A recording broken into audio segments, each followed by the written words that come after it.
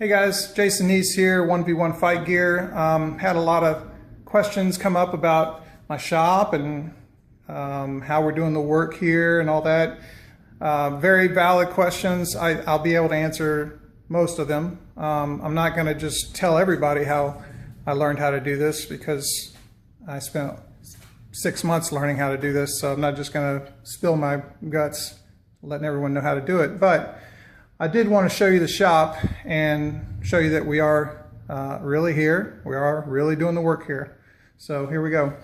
All right, so first off, this is just our little storage area where you can see all the leather we have here. This is all kinds of different stuff under this pile. We got all our metallics up here, blues, teals, all kinds of stuff. Got some vinyl. This is all our screen printing supplies. Here's our foam. That's our sponge foam. And then we have our big roll of EVA foam. That's a 1/4 inch, and we'll cut it up and use multiple layers if we need to.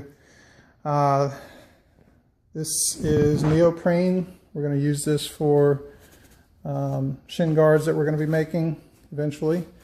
And here's some fabric, big old roll of fabric. This is the exact fabric that most boxing gloves are using nowadays. You can see it's got a bit of a lining of foam in it. Here's our foam shaping stuff. We got a cutter and sander, some halogen lights for doing screen printing, heat press. There's some screens for screen printing. Here's the foam that we use. I do import it because it's just not made in the US, or if you can get some sponge rubber here, but it's just not practical. So we import our foam. This is our Mexican foam, more Mexican foam. Here's IMF, some more IMF in various sizes. Each weight, like 10 ounce, 12 ounce, etc., has its own size for IMF. So like you see, ringside mold is what they call IMF foam, 10 ounce, 10 pairs. So I'm going to show you the machines we use. I was debating on whether or not to show these because that's half the battle, is knowing what machines to use, but screw it. Here you go. Here's a double needle flatbed 1/4 inch gauge. There's a double needle 1/8 inch gauge post bed machine.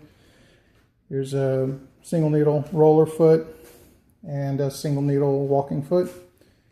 And you can see some Velcro there we use for Velcro gloves.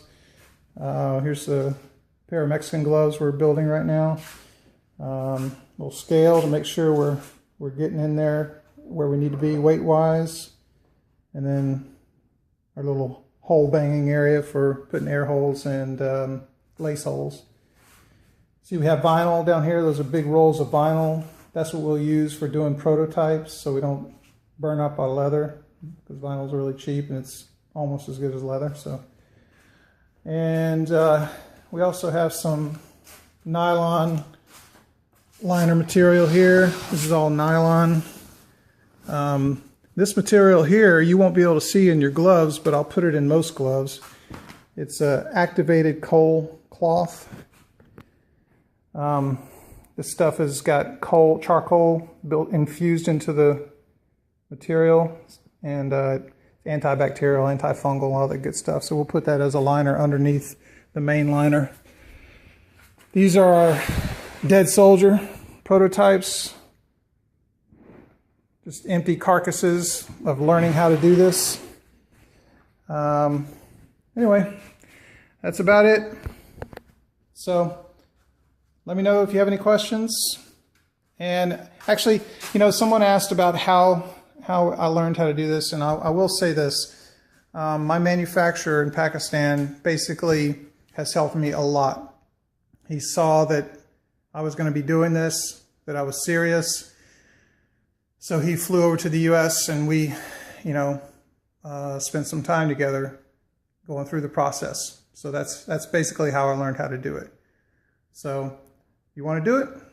That's it. That's all you got to do. All right, take it easy. See ya.